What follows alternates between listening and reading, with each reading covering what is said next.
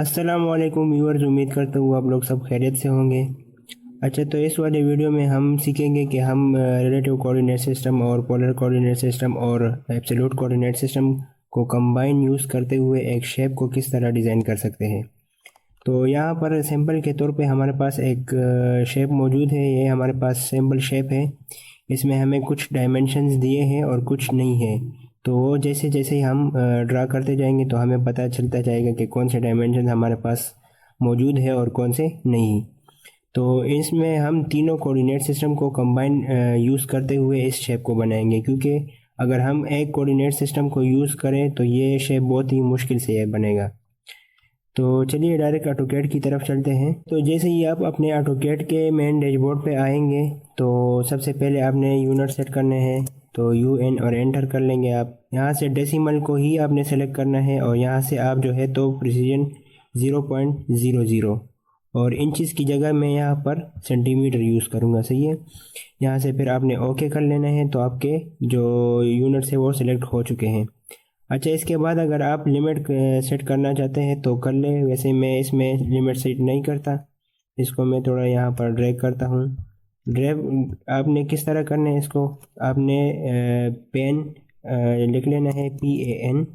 तो ये पेन का कमांड आपके पास यहाँ पर मौजूद है, तो इसको यूज़ करते हुए भी आप इसको मूव कर सकते हैं। सही है। अच्छा, जैसे ही आप अपना जो लिमिट है वो उसको सेट कर ले तो यहाँ पर आपको दिख रहा होगा कि कॉर्नर ए। तो कॉर्नर ए से हमने स्टार्ट करना है। सही है। अच्छा, कॉर्नर ए से मैं स्टार्ट करूँगा तो ये कॉर्नर ए कौन से पॉइंट पे मौजूद है। तो ये मेरे पास मैंने अपने आप से एक लिया है। सबसे पहले तो मैं यहाँ पर मैंने पॉली लाइन लेना है। सही है। मैं यहाँ पर पॉली लाइन लेता हूँ।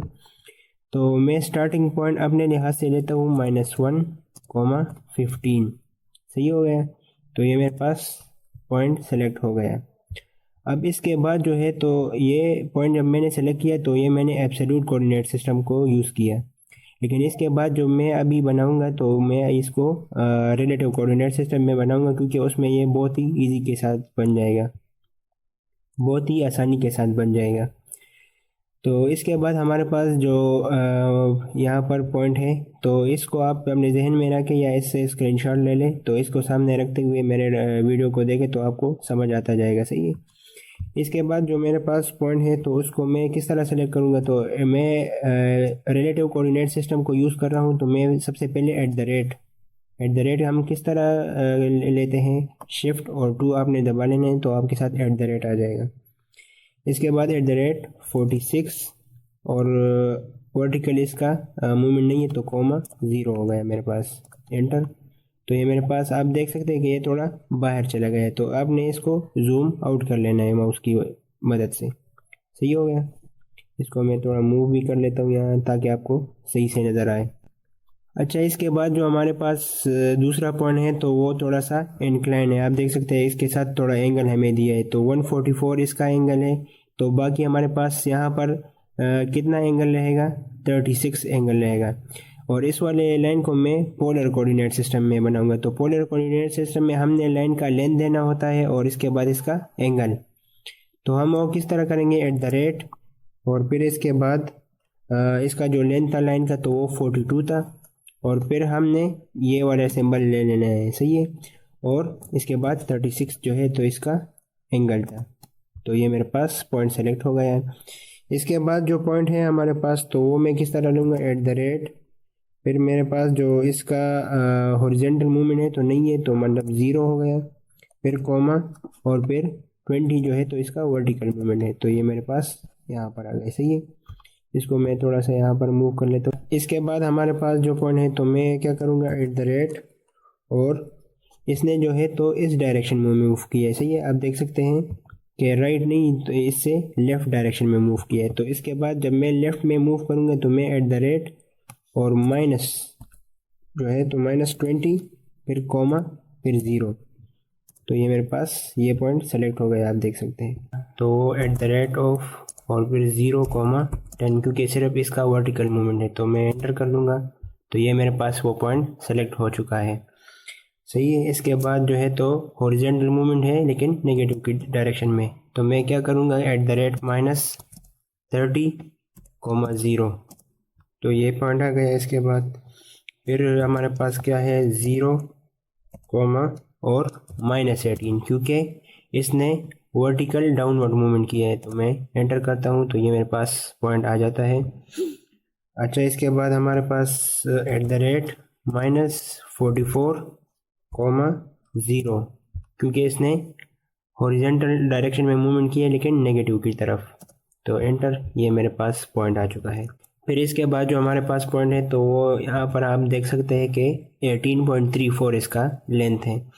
तो मैं इसको किस तरह एंटर करूँगा, मैं करूँगा फिर इसका हॉरिजेंटल मूवमेंट नहीं तो 0, और ये वर्टिकली डाउनवर्ड आया है तो -18.34। तो ये मेरे पास ये वाला पॉइंट आ चुका है। सही है। अच्छा, अब इस पॉइंट के बाद आप देख सकते हैं इसमें कि हमारे पास इसके बाद जो ये वाला लाइन है इसका डायमेंशन हमें नहीं दिया। तो एक तो ये तरीका है कि आप किसी दूसरे लाइन के थ्रू इसका लेंथ फाइंड करें, लेकिन सबसे आसान तरीका यह है कि बस आप इसको यहाँ से एस्केप कर ले तो आपके साथ ये कमांड हट जाएगा। फिर आप दोबारा पॉली लाइन जो है तो सेलेक्ट कर ले और जो आपका स्टार्टिंग पॉइंट है तो उस पर डायरेक्ट क्लिक कर ले।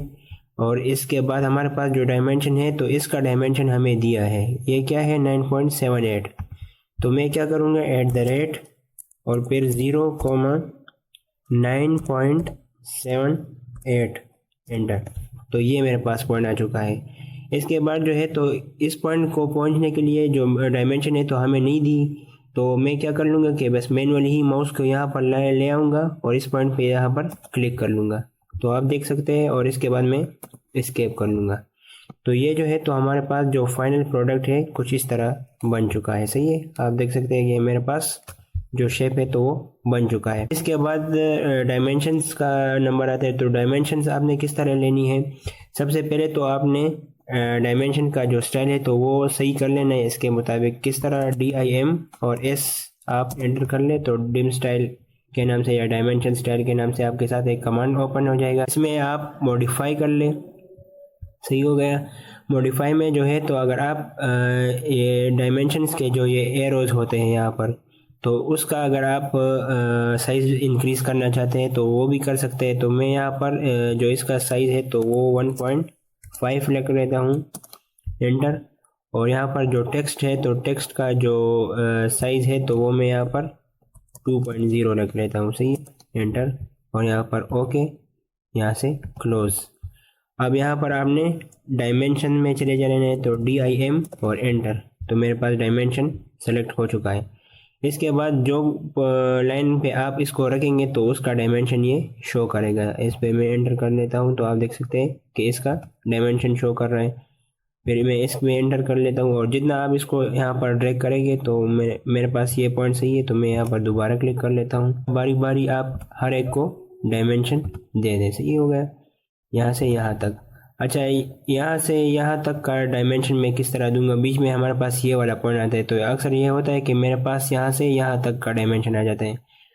तो इसको आप मैनुअली भी कर सकते हैं। दूसरा है कि अगर आप इसको लेफ्ट साइड पे रखना चाहते हैं इस डायमेंशन को भी, तो ये तो डायरेक्ट ही बस पिक कर लेगा। लेकिन दूसरा तरीका ये भी है कि आप ये पॉइंट पे क्लिक करें और फिर ये पॉइंट पे क्लिक करें, और इसके बाद अगर आप इसको जहाँ पर भी मूव करना चाहते हैं तो वहाँ पर इसको दे सकते हैं डायमेंशन। सही है। इसके बाद जो हमारे पास पॉइंट है तो वो थोड़ा ऊपर है तो मैं इसको ऊपर कर लेता हूँ। इस पर क्लिक करके यहाँ पर क्लिक कर लूँगा। सही हो गया। दूसरे जो है हमारे पास यहाँ पर नीचे मौजूद है, यहाँ पर क्लिक करूँगा। सही हो गया। अच्छा, इसका जो डायमेंशन है तो वहाँ पर हमें नहीं दिया, लेकिन अगर मैं अभी इस पर क्लिक करूँगा तो ये मुझे इसका डायमेंशन देगा। ये सही हो गया, ये इसका डायमेंशन है। हमारे पास ये वाली लाइन आता है तो इस वाली लाइन को आप डायमेंशन दे दें, और लास्ट में मेरे पास ये वाला पॉइंट आता है तो ये इसका डायमेंशन हो गया। ठीक है, तो ये मेरे पास जो फाइनल प्रोडक्ट है तो आप देख सकते हैं वो बन चुका है। इसमें आपको दिख रहा होगा कि मेरा जो डायमेंशन है तो पॉइंट के बाद इसमें 4 डिजिट्स तक मुझे दिया है इसने, लेकिन मैंने जो है तो पॉइंट के बाद 2 डिजिट्स तक इसको सेलेक्ट करना था, लेकिन मुझसे जो है तो यूनिट में शायद कुछ गलती हो गई है तो इसी वजह से मुझे ये पॉइंट्स के बाद जो है तो 4 डिजिट तक दिखाई दे रहा है। तो आपने सिर्फ पॉइंट के बाद 2 डिजिट तक भी ले ले तो आपके साथ ये फुल प्रिसाइज में आ जाएगा। तो इसी तरह आप अपना भी बना सकते हैं। अगर आप को इसमें कोई मसला पेश आ रहा है तो आप नीचे कमेंट सेक्शन में मुझे बता सकते हैं। मिलते हैं फिर नेक्स्ट वीडियो में, तब तक के लिए अल्लाह हाफिज़।